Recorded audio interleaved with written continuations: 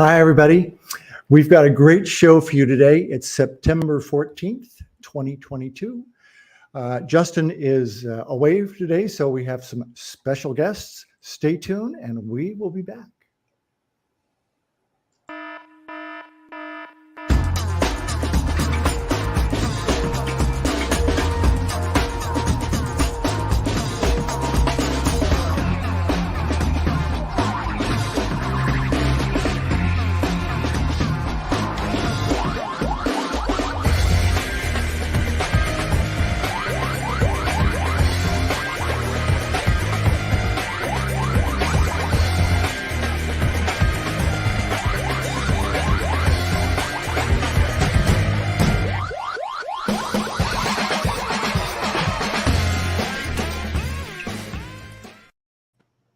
Hello, everybody out there in viewers land, and hello, Larry and Mariska.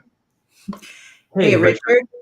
As I told the crowd earlier, Justin is on leave today, so you two have been very gracious to help us actually look at some case studies. We're going to look at 3 different case studies, maybe 4.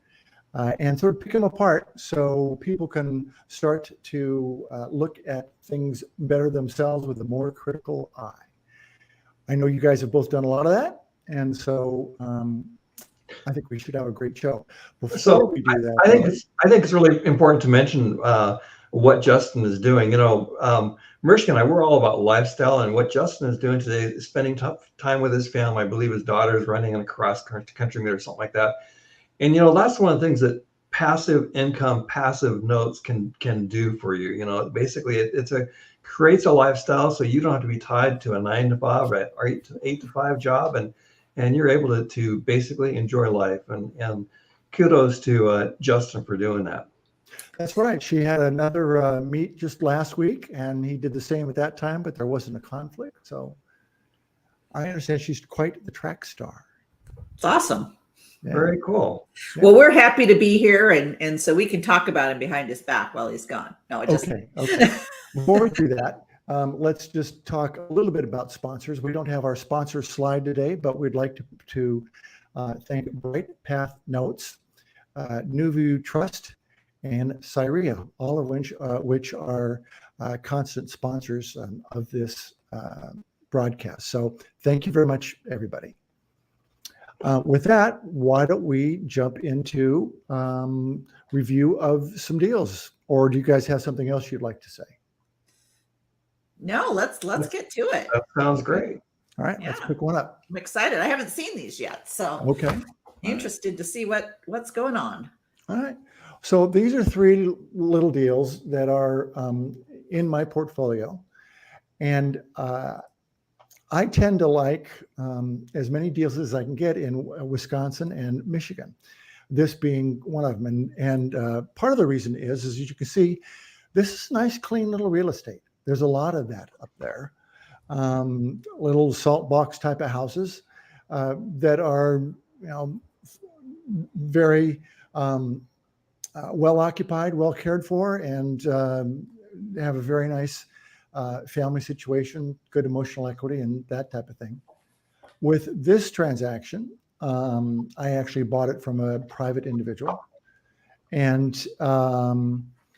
the current balance on it is $39,000, and the original was $50,000, and they've been paying for a number of months, almost 4 years, as you can see. And the note's being sold or was sold at $32,500. Now, what do you get for that? You get 96 payments with a rate of return of 6.1%. What are some things that you guys would look for in looking at a loan like this?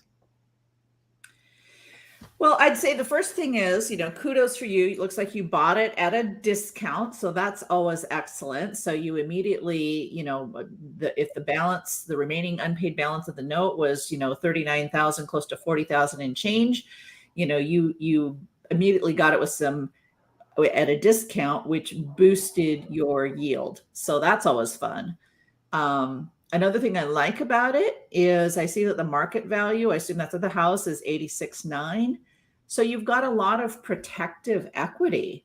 So if anything should go sideways with this deal, and let's hope it's not, it's a performing note, but sometimes things happen. You've got a lot of protective equity where your position would be pretty secure if you had to take back this house and resell it. So I like Yeah. that. So one thing I should also mention here too, I threw a curve at you guys a little bit. I'm not telling you that these slides are set up for me to sell a partial. So I didn't buy this at 6.1%, and I'm also obviously only selling a piece of it. So, sorry, I got to turn my phone off here quickly. I had it turned off and I turned it back on. This is what, if you were going to be one of my partial investors, is what would be presented to you. Larry, what about payment history or something like that? What are you looking for there? Well, it looks like it's been seasoning for 48 months. I love that. It's the only question I might have as far as, you've got your projected rent there. I guess looks like a great house. It looks like could be in a great neighborhood. That's probably where we would do more due diligence on that, as far as, is it all the houses look that nice in that neighborhood. I mean, I just think looks like a sweet deal. I on the surface, I'd look at this note in a heartbeat. That's really, looks really good. One of the things I like too, Larry just mentioned the projected rent. And so you've got, if the market rent is $765 and someone's able to be buying this house and their principal and interest is at $428, that homeowner is incentivized to make their payment. Because if they did go into default, and let's just say you had to foreclose or something, I mean, they would be incentivized to want to keep paying that payment, because going anywhere else and finding a comparable house to rent, it's going to be a lot more expensive. Right. Very good points. So what do you think about, what's your opinion of whether this is a judicial or non-judicial state? Off the top of my head, tell me, is it a judicial or a non-judicial? I don't know off the top of my head, Wisconsin. Yeah. Well, I mean, I guess more my question is do you care? Oh, for the most part, no. There are a few states that I personally would probably stay out of just because they are just not pleasant to deal with. Mm-hmm. But whether it's judicial or non-judicial, okay, so if we have a statutory foreclosure period or you have to go through the courts, I mean, most of the time you just have to factor that in. And, the costs are going to be kind of fixed. And so you always want to be thinking about that up front, especially if you, maybe have a narrower amount, less equity. But I don't really care unless, like I said, there's a couple of states that I don't like to personally play in. Okay. So Richard, if you don't mind me asking, how did you guys find this note? This was actually, I bought this quite a while ago. This was direct mail. Very good. Awesome. Like a mom. Wait, you mean you can get notes through direct mail? Can you imagine? And kind of a fun story with it. It goes along with this. Actually, so they are what they call fractional farmers, and you go, well, where are they farming on that yard? But apparently they have some property right out of town, and they farm a couple hundred acres. And her husband is also a CPA, and she's a property manager. And the reason that they wanted to sell the mortgage on this house, this had been mom's house, which we see quite often, as you guys know. Yeah. And mom had passed, and so they decided they wanted to sell the mortgage. One of the reasons they wanted to sell it was because they knew a lot about growing things and keeping the books on things and managing property. And what's a very good thing you can grow these days. Well, I don't know about you. I mean, we're in Idaho, but So what I love about that too, Richard, is it's like when you can tell a story like that, it's great because you know that the note and you know the story behind it, and God, I layers. love this. This is a great note. I think it's Yeah, I mean, at face value, now maybe there's something that you haven't shared with us, Richard, because I know how you can be sometimes. But Yes. at face value, I'd say this looks like a no-brainer. You've got a nice return. You've got a nice spread between the rent and the monthly payment. It's got some seasoning. You've got a decent tail on it. As far as number of remaining payments, you've got protective equity. I mean, so what, if anything, are we missing? As far as I can see, I hope nothing. No, it looks good. I mean, and the house looks good. Yeah. As well. And I mean, it's a charming little house. Who wouldn't want to live there? Yeah. The only thing that I was dubious on this one a little bit is that mom is the only one on title. Mhm. And I didn't quite know why. I mean, I told you what their profile was earlier. Seemed to be a pretty solid profile. So I don't know what's going on with dad. I don't know why you'd have why they wouldn't be on it as a married couple. Because I went on Facebook, I looked for them, I found them. And this is something for the audience to think about. Look at your borrowers. Go on Facebook. Find out. I mean, I found out that this couple's got a kid in junior high and one in high school, and one of them's a star player on the football team.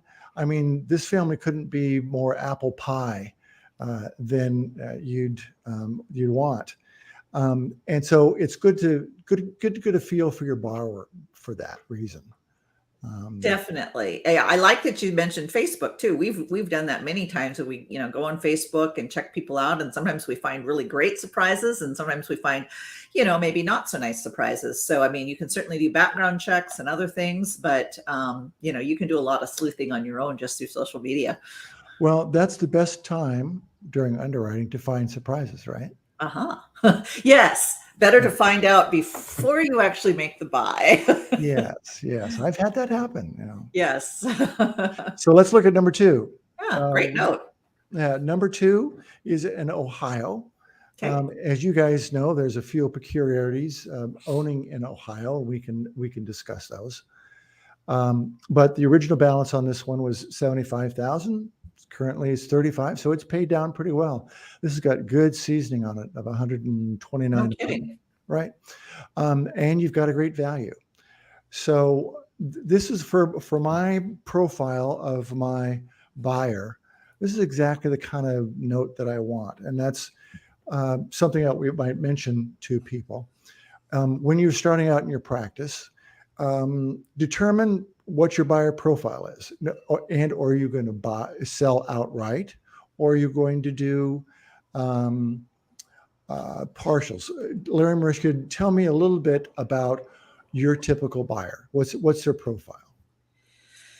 So buyer, as far as they're buying the house, not buying a note from us, is that? No, I'm sorry. They're buying a note from you. Oh, they're buying a note from us. Investor. Yeah. Okay. They tend to be either busy professionals.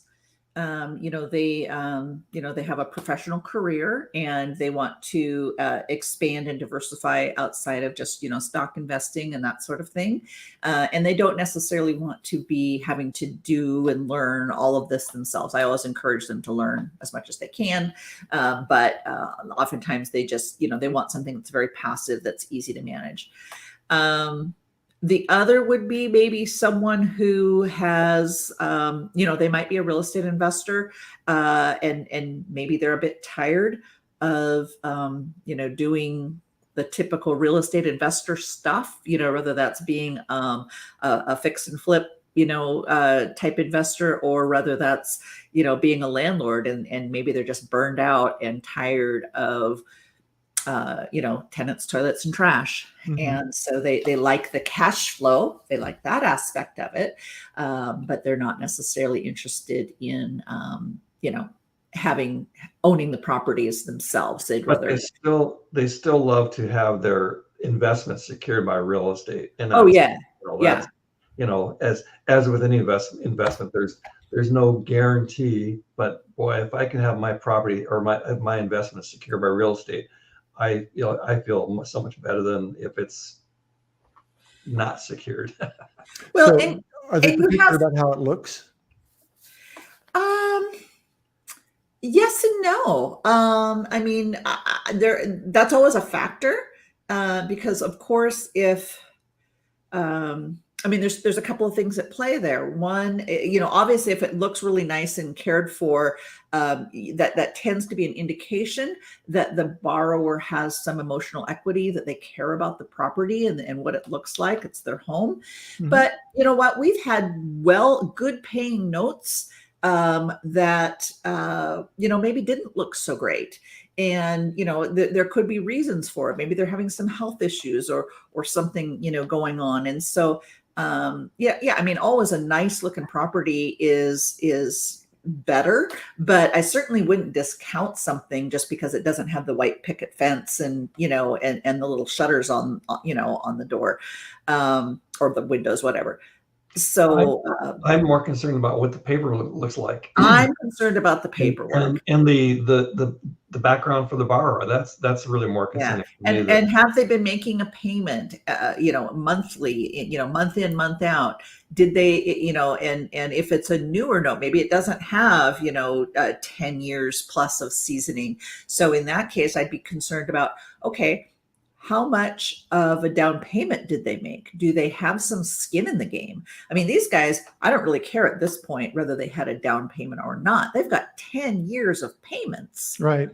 I mean, they stand to lose a lot if they were to, stop paying or walk away or whatever. I mean, a rational person who doesn't have something extreme going on is not going to just do that. And if they do have something that comes up, I'm probably going to really be inclined to want to work with that borrower. Well, I would anyway, but especially so to work with that borrower. And if they're find out if they're going through a hard time, if payments start coming in a spotty manner. I want to find out what's happening. Do they have a health issue? Do they have a job loss? Did they have, a divorce or something like that? I mean, a lot of times when people have stop making payments or start making late payments or start having intermittent payments, a lot of times that is a temporary situation, and so we want to find out what's going on with them and work with them and see if we can get them back on track again. And you do that and you really garner a lot of loyalty. Not to mention you make your investment that much more secure. Right. Larry, You know, tell us about what you're looking for in your paperwork. Well, speaking of the paperwork, and actually, I mean, right now your investment to value of 21%, that's like incredible, and what Mariska said earlier, as far as like, well, these people are going to want to hang on to this house at the very least. It's like, well, if you have to foreclose, you've got a great market value to work with, and that's what I really like about performing notes too. It's like an investor, as investors ourselves, we never want to get a house back.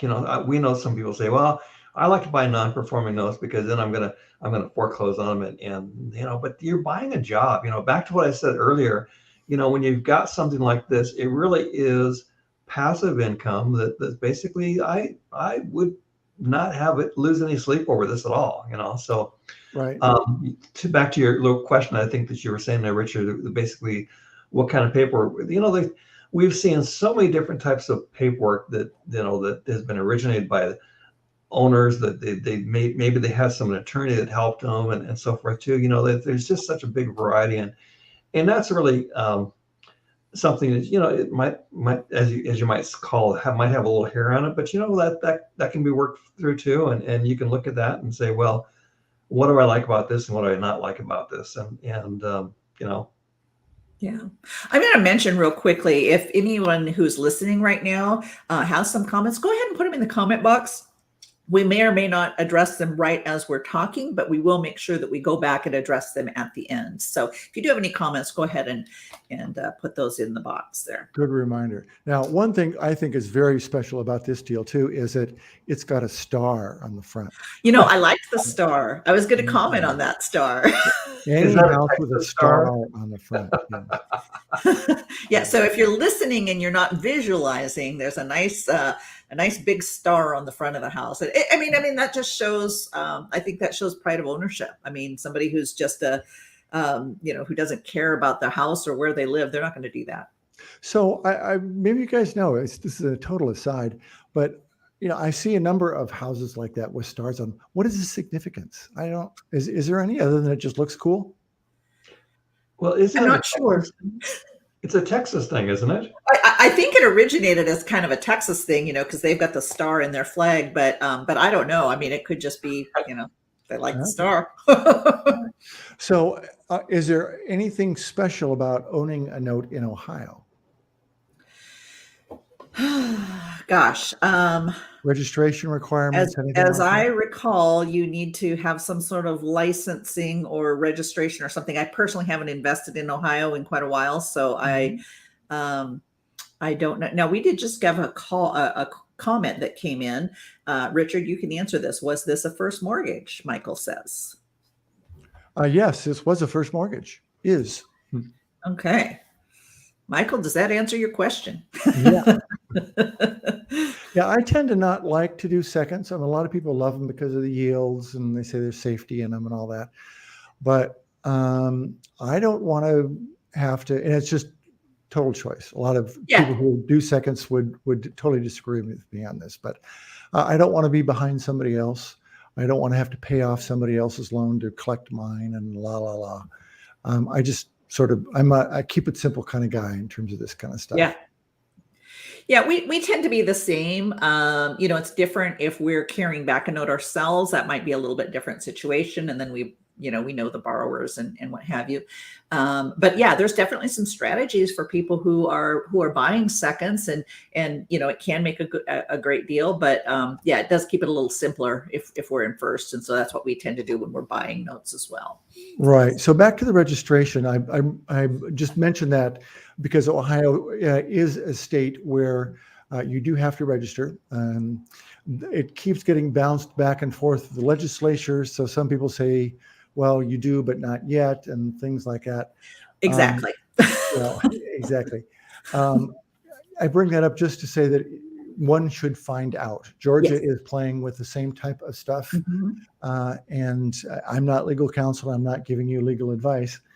So please don't take what I'm saying here as exact verbatim. And I believe one of the Carolinas, it's either north or south. I don't remember which. Something similar. Yeah. Okay. I mean, they're all a little different, right? And so Right. I think more and more states are kind of looking at that. Right. So it's worth checking out for sure. Right. Like anything, if somebody's buying a note or they're trying to get into note investing, it's like if you don't know what your question is or what the answer might be, you ask people like Justin or Richard or Mirska or myself, or other people too. As far it's basically there really is a wealth of knowledge out there if you just look in the right places. And yeah, it tends to be a very giving group, I guess I'd say. Yeah. I would warn people about going on Bigger Pockets. Not that I don't like Bigger Pockets, but there's a lot of people who like to say that they know things. That's a nice way of putting it. There are a couple of people on Bigger Pockets who I think really know their stuff. Okay. And there's some who, I don't know. And so it's just kind of a buyer beware sort of thing. I think you really need to, vet who you're getting your information from. Right. Let's move on to the next one. Sounds good. This one is St. Louis. Yeah, St. Louis, not quite so conservative, but the original balance was 42. This is a nice little brick house. And Looks like a talk little little- house we picked up one time, or Yeah. a note on a house anyway. we'll talk about that a little bit more. But this one was sold for 35. It had an 8% return. And you can see the rest of the statistics there in terms of it's not seasoned quite as well, Mhm. but it's still a nice conservative little note. Personally, I like to invest in brick houses. Why, might you ask? Well, you know what? There's not a whole lot you can do to ruin a brick house. You can do some stuff on the inside, and maybe you can get roof leaks and things like that. But they tend to be, unless they're in California, pretty sturdy. Pretty sturdy. So, Why You've got California? the, excuse me, is this house on a golf course? yes, Because that looks like a golf cart garage. yes. Good. I think you have to own. I think the owner has a Mini Cooper or something like that. I was going to say they have a very small car, or maybe they ride a motorcycle or something. Yeah. You know, and that's one of those things that, I mean, we buy houses and we buy notes that have the house doesn't have a garage at all. So, you know, that's one of those things that's like, wow, look at the size of that garage, you know, but Yeah. If you also notice, the front door is a little bit skinny. So that would tell you that I probably squeezed this in there just a little bit. The house shouldn't be quite as tall as it is, and the whole thing should be a little bit wider. okay. All righty then. But tell us about St. Louis. Do you guys know much about St. Louis? We've done a couple of deals in St. Louis, actually. And Yeah, we have. I mean, I wouldn't say that we're intimately familiar with St. Louis, but you know, actually one time we bought a non-performing note there because, well, we wanted to learn how to deal with non-performing notes, and we figured what better way than just to kind of jump in and do it. So, Sure. but and then we've helped some folks with some different investment properties there. But what are there some peculiarities about buying notes in St. Louis, Richard?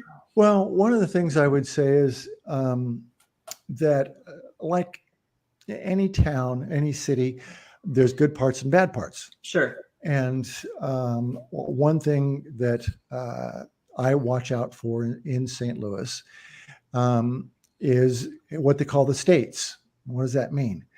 Well, you really don't want to be on any of the streets that are named after states: Connecticut, Delaware, you know, Oh, interesting. And so if you get something like that, do your due diligence in terms of really looking at the crime rate. I was going to say, did they tend to have higher crime in those areas? Exactly. Interesting. Yeah. Huh. So beware the states in St. Louis. Yeah. And so, you know, a lot of times people say, well, why should I be concerned about crime? It's not a rental house. Well, you know, if crime is escalating, you know, sometimes homeowners will, you know, dig in their heels and say, okay, I'm going to, you know, this is my home, I'm going to protect it. But at some point, there's a tipping point, and they might just say, you know what, it's not worth it, I'm moving on. That's right. It's a lot harder to sell. Yeah. I mean, resale, you know, when you got bars up on the window and that big black door that you have to go through just to get to the front door, a little bit of a turnoff. You know? Yeah. You know, but regardless, as far as like if it's in a neighborhood that's like kind of shady, you know, what redeeming factor might be is there a church close by? Is there a school close by? You know, or, you know, God, we had a property in Michigan once where there was a policeman lived right next door. So it's right like, next door. you know, it was, you know, and that's one of the things as far as I don't know how we found that out in our due diligence, but we did, you know, but you know, if you were to look at this house and say, turn around on your like in a Google car and look across the street and there's a church or a school, then it's like, okay, then I'm really much more not worried about what the crime might be in that neighborhood, because that's you know, that could be a redeeming factor as well. Yeah, I mean, I'd still be concerned, but I might feel a little better if there was, you know, law enforcement or something living next door, because, well, it's probably going to happen a little less frequency right in that little pocket, perhaps. But, you know, another thing we've found now, maybe not in St. Louis necessarily, but a lot of times in small Midwestern towns, or really any small town, having a chat with the folks at the county office, you know, the assessor's office and, you know, places like that, county, city, you can find out a lot of information. And it's definitely worth having a chat with them. I mean, you don't just have to have, be filing your paperwork and doing everything online. Pick up the phone and just kind of find out what's going on in the town. And surprisingly, sometimes folks will be, first, they might be a little wary because they're like, well, why are you asking this information? Who are you? And we just explain, look, I invest in notes. I'm looking at buying a private mortgage on a house located at, 123 Main Street. And I'm just doing my due diligence. I just want to make sure before I, make this investment that I know all of the pertinent facts. And, surprisingly, not even surprisingly, people do open up, and we've been able to get a lot of great information. Right. So case in point there, I was looking at a deal, a note in Iowa, and it's a smaller town. And I called up the assessor's office and I was chatting up the secretary there. And she said, well, why are you asking us? I said, well, I'm thinking about buying a mortgage. It's a nice little house. I get a great property for $30,000. And it was a long pause at the end of the phone. And she said, where did you say this is again? And I had done the Google map. I had driven the neighborhood. Everything looked wonderful. I mean, all the stats, crime rates, everything that we would look at were great. And she said, where is it again? And I gave her the address. She said, well, we're ripping those houses down. And I said, what do you mean you're ripping them down? She said, well, we've got a city program. We're going through that whole neighborhood and we're giving everybody $12,000 a house, eminent domain, and we're ripping them down. Oh, boy.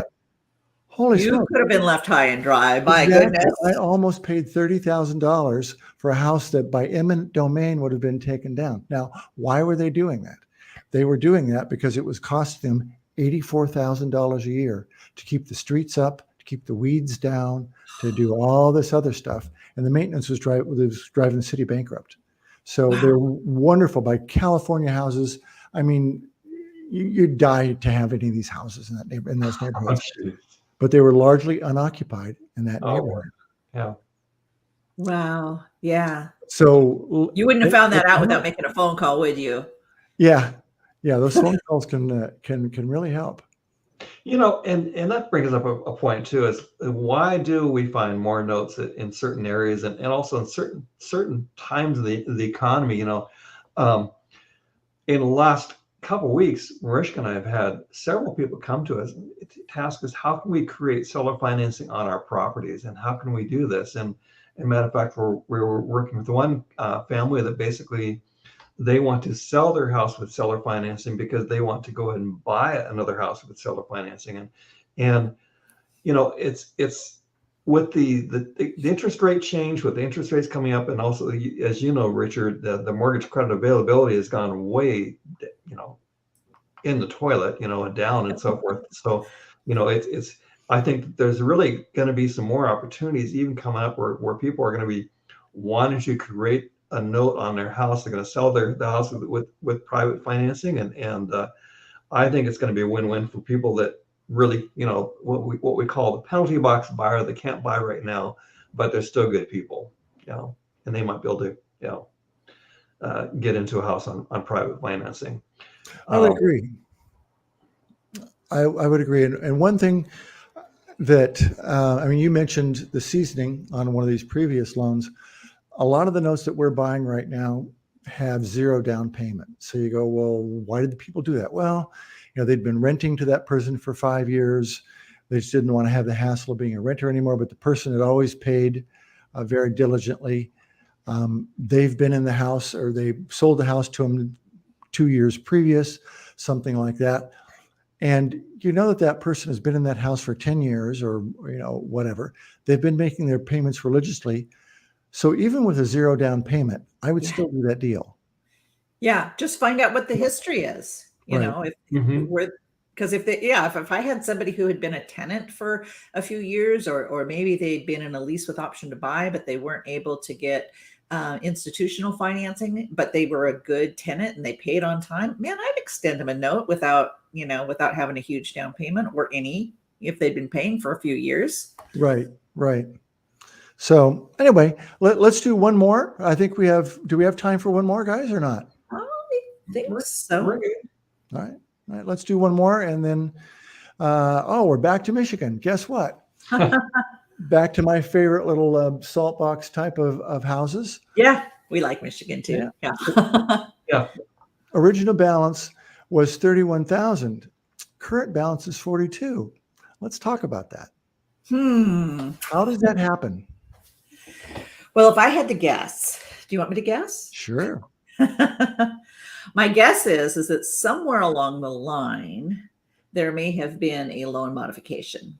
Mhm. And an amount that was an arrearage got tacked on to the original loan amount. Am I Mhm. close? You're very close. Matter of fact, you're right on. Oh, okay.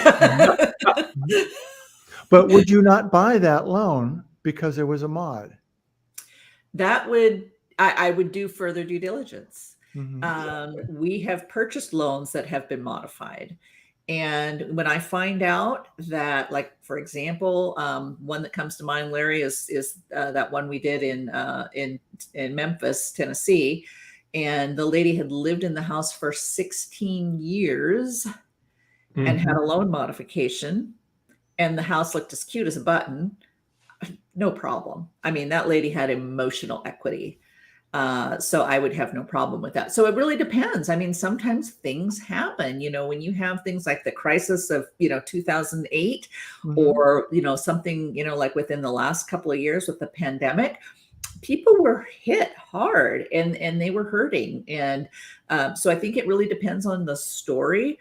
It's really important always to find out what is the story? What's the background? Why did someone get into this situation, and what are they doing to get out of it? Do they want to stay? Because sometimes, let's be honest, sometimes people don't want to stay, and sometimes people just have something happen in their life and they just want to move on and move on and move out. So you need to find out what the story is. Right. So in this case, these people made it through the recession just fine, but then they took on a new loan and faltered afterwards. I mean, they've been paying for 96 months. That's a nice long period. But as you said, something happened to them, and they had a period where they couldn't pay, and so they had to do a mod. In looking at this note, I mean, let's look at the characteristics of the property. That's kind of a well-maintained little house, I'd say, right? Looks it to me. Yeah, I think you got kids The there. yard's kept up. I mean, they're cars in the driveway, but they're not junkers. No, they're not junkers at all.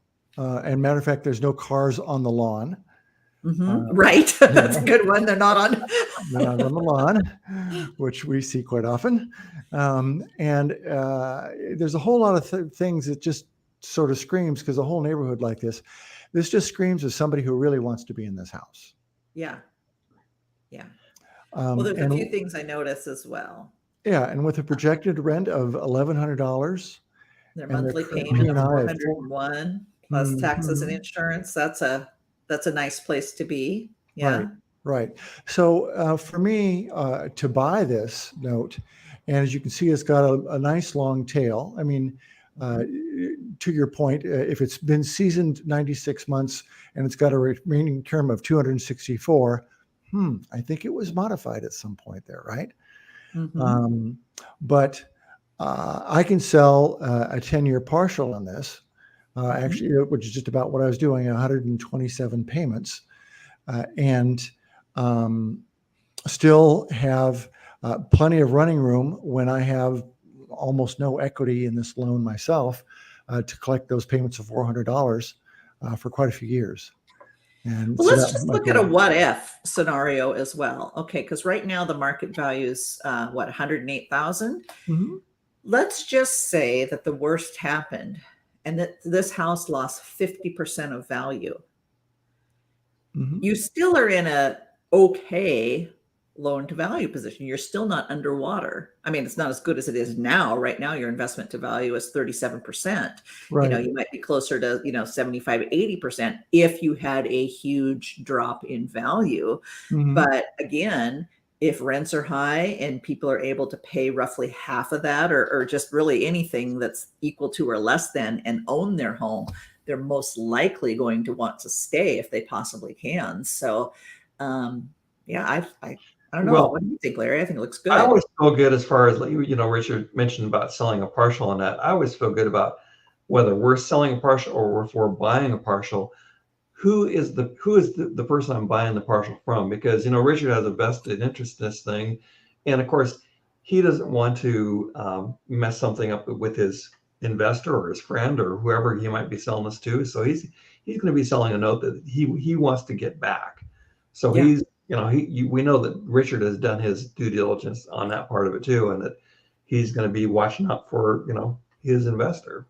That is a really good point. Thank you for sharing that because, yeah, I mean, we look, we often look, or we always look, we look at the house, we look at the note, we look at all these different things.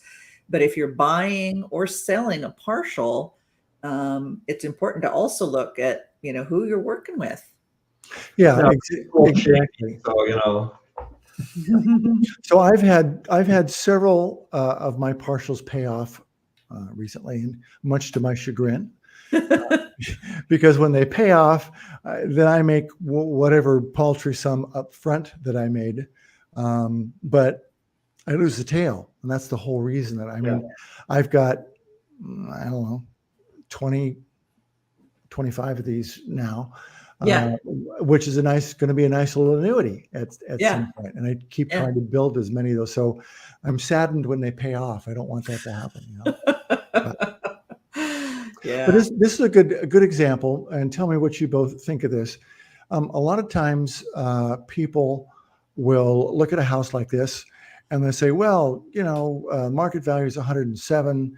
Your projected rent is 1,100. And they'll run it at a 10 cap or something like that. And they'll say, no, the value is really 200 because you can run it at 1,100 when Zillow or whatever is saying it's 107. What do you guys think about that? What's your opinion? Well, I guess to my way of thinking, it's two different animals. And I guess you need to decide which lane you want to play in. If you want to be dealing with cap, I mean, I think cap rates are important, if you're a rental property owner, or if you're wanting to sell a property with financing, it could be a useful tool to help you figure out what pricing should be. Personally, if you're buying a note, I don't really see where it comes into play. Larry? Do you disagree? Well, again, I think it comes back to, if you're buying a note, it doesn't really come into play. As a landlord, I always get concerned by, okay, so what if my renters decide to leave and I'm going to have a empty house for a month or two or 3 or 4 or whatever, But, again, coming back to people that are buying a house, regardless, they have a vested interest in this house, then they want to stay in the house. And that's, number one for them. So. Yeah, I'm sorry. I don't know if you guys can hear that. Somebody's car alarm is going off. Somebody stealing your car, Richard, Yeah. I've got a neighbor. Well, you do live in California, so. Seems to have a problem there. Speaking of shady neighborhoods. No, I do. That's right. Well, so here's where it comes into, she thought she had it taken care of, but now she doesn't. So here's where that comes into play quite often, is that we see some notes that only got like 6 months seasoning, and they bought the house in February, did very little. I'm sorry, they sold the house in February, took back a note, and let's say they sold it for $70,000. Did just a little bit of improvement. Now we're 6 months hence, and they say, oh, if you capitalize the rent, it's worth $100,000. And I think, no, in February you sold it for $60,000, and just because 6 months has gone by, you cannot now, and you cap the rent, you can't say it's worth $100,000, because your buyer pool is going to be so small. You're going to have to sell it to some unknowing investor, because nobody in their right mind in that neighborhood or any other locality would pay that much money for that house. Mm-hmm. That's my personal view. And so we have to be careful, I think, a lot when people give us these values on something that maybe isn't seasoned quite as much as we would usually look at. And which brings up a point, will you guys buy a note that only has one month seasoning? Yo. Probably not. Yes and no. We the unknown there is the borrower. And oftentimes in because we do a lot of different things in real estate. So we're happy to extend seller financing to someone who we've gotten to know, and we have all of their documentation, and we know their story, and we know their credit, and we know their income, and we just know them intimately. As intimately as we can. But I mean, it's different, I think, for us. I personally probably wouldn't on seller financed paper anyway, unless I knew who put the whole thing together. What if they put like a 20-30% down, and it's in an appreciating neighborhood, in something like that? If they've got significant skin in the game. I mean, I guess it's all like you said, Larry, I guess you nailed it. It depends. Yes and no. If they have significant skin in the game, then that means a lot. Right. Mm-hmm. Right. I would go with that too. I think that's, if they're coming in with 1% down or something, no. Okay. Unless you guys want to add something, I think we can sort of go into our little, we typically have this little after Q&A where we just bounce things around in general, and some people answer some questions. You want to add anything before we do that? Well, I wouldn't mind throwing in here, Justin's going to be speaking at our little event in Coeur d'Alene, Idaho here in October, and we're excited about that. It's October 21st and 22nd here in beautiful Coeur d'Alene, North Idaho. Mirshka just put the little website on there, cdareisummit.com.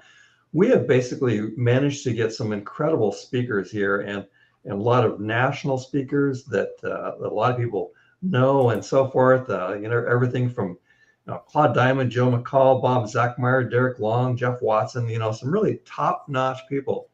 And so we're really excited about that. And if you're interested in signing up, the price is actually going up tomorrow. But if you use the code Larry today, you'll save $50. So you can use that code at checkout and save yourself $50. But look at right there. There's good old Justin right there on the bottom right. He's going to be coming out there. We're really excited that he's coming to help us out with that event as well too. Sounds like a great event. Well, we hope so. Yeah. Good deal. All right. Well, that's our show today. Stick around if you'd like to for a little bit of banter at the end. We'll talk about markets and things like that, but I'm glad you could join us, and we'll see you next month. Thanks for having us. This has been fun.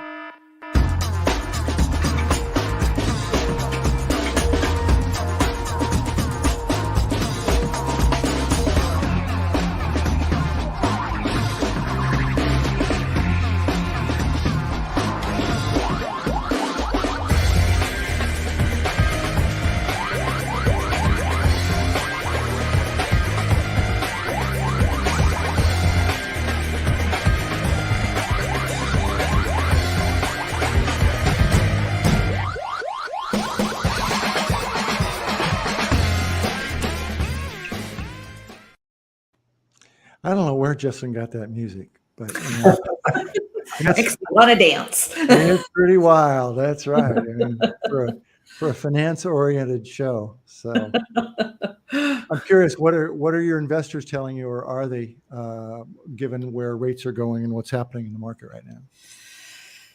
Well, everybody's a prognosticator these days. So there are some people who are very concerned about the direction things are going and the direction rates are going. There's others who are convinced that everything is going to be fine and that rates are going to be coming back down.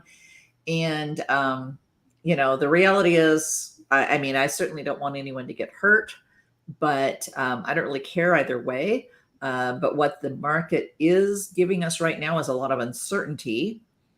And for people who are well versed in creative finance, in deal structure, that can actually be a great thing. So we've been actually getting a lot of calls from, having people reach out to us who are, investors and property owners and what have you, who either have a problem and they need help in perhaps exiting a property because things didn't quite go the way, particularly if they were a BRRRR investor, for example, and they were planning to refinance after they fixed up the house, and now they can't afford to refinance because the rates are high. So they're looking for creative ways to, kind of stop the hemorrhaging of that financial outlay. So for folks like us, it's great. And we're seeing lots of opportunity as well. But, it just kind of depends on, what your strategies are, I guess. Is it too early for lease option? Are you guys seeing any more? I think we're getting into that point where it's starting to make sense. I mean, it depends in part on your market. I mean, there are some areas of the country that are further ahead than others, but I think that's definitely, we were just talking with somebody last week about that, about doing a lease option, on his personal residence. We had a couple of investors reach out to us, one who, was in a BRRRR situation and, can't refinance now that his single exit strategy failed to, come to fruition. And it's why I always preach to people, have more than one exit strategy, please. Right. And then we even had a young man who we've worked with a number of times in the past. He was a fix and flipper back in, the years following the crash. And we helped him, more gracefully exit a number of his fix and flip properties with with lease options. And he ultimately determined that was actually a really, really great strategy. So he recently contacted us and said that he had made a purchase of a house for the first time with the intention of exiting with a lease option. So we're looking forward to that. I mean, whether it's acquisition or disposition, I think it can be a good strategy as long as they're properly structured and it's actually a win-win for everybody. Right. Well, we also we've got another question there. Let's talk about that. So also, I'd like to encourage anybody else who has questions to submit them. Yeah. So Michael asks, is there a way to track how many loan mods have been done on a property? And the answer is yes. Go ahead, guys. Yes, there is. You want to, you should, if you're as part of your due diligence, you're going to see, you should get the paperwork and you'll see, what loan modification application. So there's usually a few different pieces of that. There's the initial application, and there's the okay, we're going to do this, and then sometimes there'll be a trial period where they have to make their payments for a period of time before it actually gets finalized. So sometimes there'll be several different pieces of information all related to the same loan mod. So sometimes they start a loan mod and they don't finish it. So you want to be looking for that in your due diligence of the paperwork. So are you going to buy a note that's been modded twice? Depends. Maybe. I might. You might? Okay. I honestly, I might. It all depends on, the characteristics of the property and the note as compared to the property and what the borrower's situation was. We had a borrower who had now this all happened at once, but 3 major life events happened in a 6-month period of time. And we actually really wanted to work with him.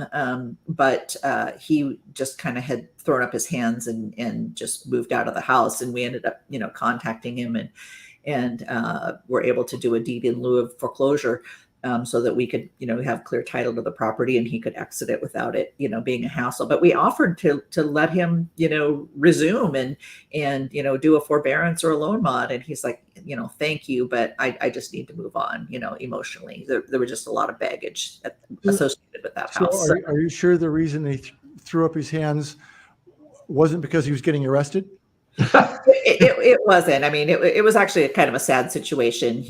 There'd been a death in the family of a grandchild who'd lived with them, and he'd also had a work injury, which initially, started some problems, and then he went back to work, and then he lost his job, and then there's just a number of Right. pretty major things happening. So Again, that comes back to, Richard, you asked if we would buy a note, if there's been multiple loan mods, that might come into factor as far as how much I might discount that note, how much of a discount Yeah. I expect to be on that note. And that could have an effect on pricing, sure. Well, yeah, that's a good point, because then at some point, then it becomes a sub-performing note, and what's my default race here? What can I get for it on the sale? Can I get a deed in lieu? Blah, blah, blah. Yeah, but let's just say that it had been modified a couple of times, but they had a pay history now of 4 years, and it was stellar. I mean, Right. to me, I don't even care at that point. Right. So one thing too, we actually had another call this morning with a young man who's a mortgage loan officer in the Seattle area, and he was asking about can I do a seller finance on this deal? Well, in the meantime, he basically had found out that the seller was not interested in doing it, and then the buyer was not interested in doing it. But it comes down to, if you know just enough to be dangerous, and you talk to somebody and say, well, I can do this owner financing on this, but if you can't explain it real well to the owner might say no, because as we know, the confused mind says no. And so I think, creating notes, buying notes, they're really exciting and so forth too. But everybody, you need to really make sure you know what you're getting into. You want to talk to professionals as far as how to do the deal, and whether or not it's a good deal, and because bottom line is, it's got to be a win-win-win for everybody. It's otherwise it's a mistake. Right. Yeah. Right.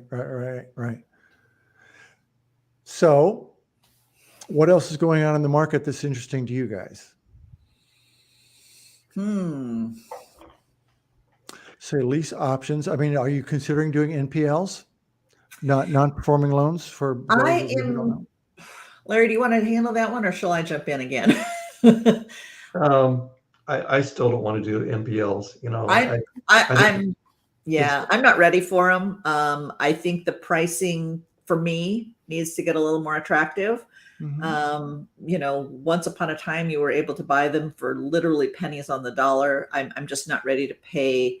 I guess it just depends on where they go. You can buy it for pennies on the dollar now. It's just more pennies.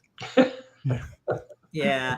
A So lot to more me, pennies. I mean, Larry mentioned early on, we're lifestyle investors. And so I think that NPLs can be a really great strategy for a lot of folks who have the systems in place, and the mindset, and the education to know how to work these loans out and make them into something, that is ultimately going to be profitable. And I think it can be a great strategy. We just don't feel like we need to be in every type of strategy that's out there. So I think they can be great. Just make sure that you know what you're doing, and B, that you're getting good pricing on it, so that it makes sense in the end.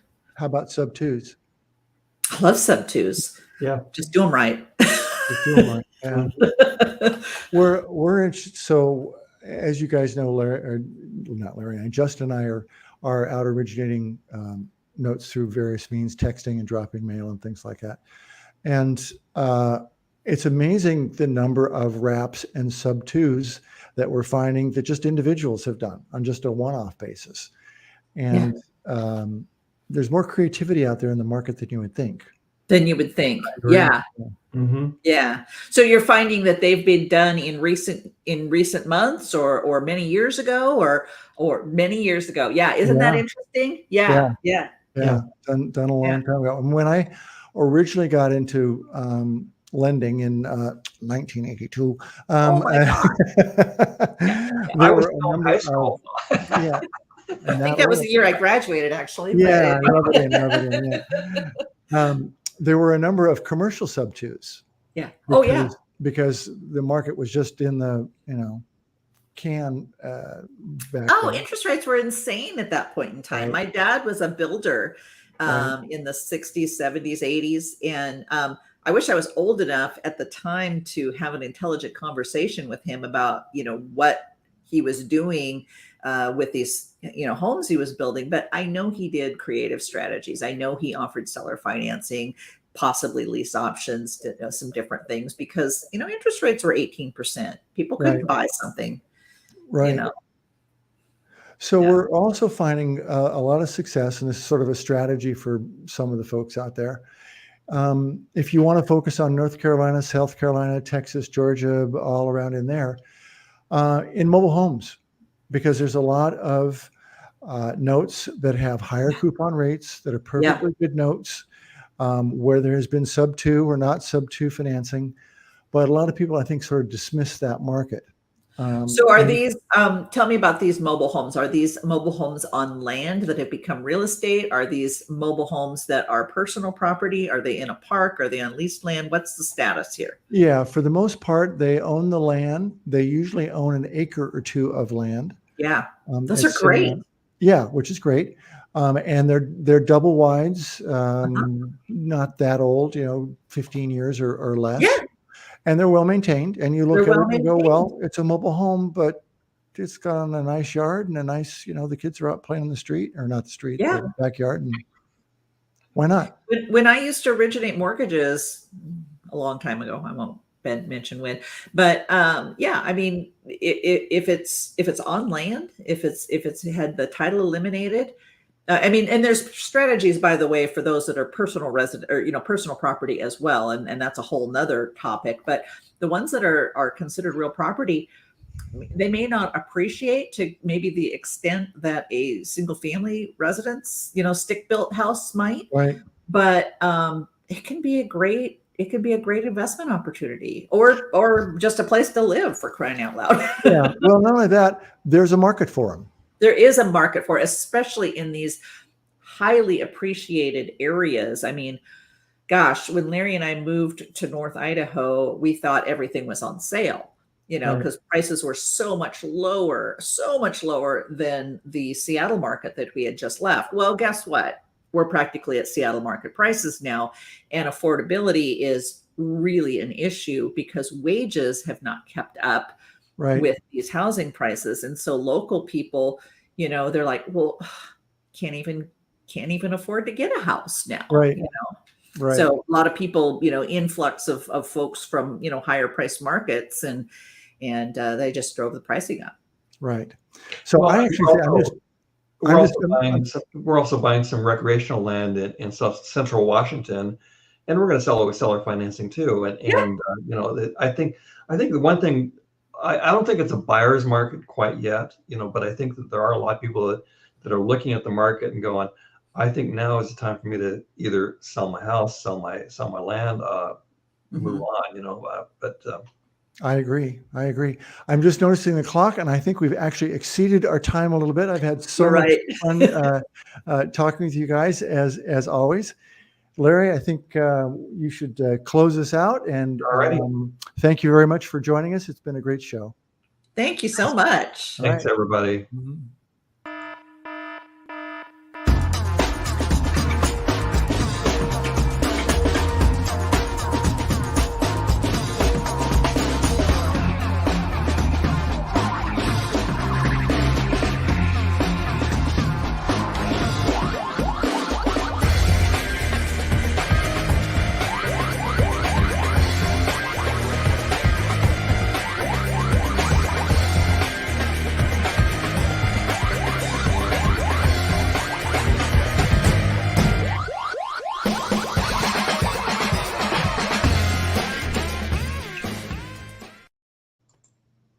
Great, guys. Thanks very much.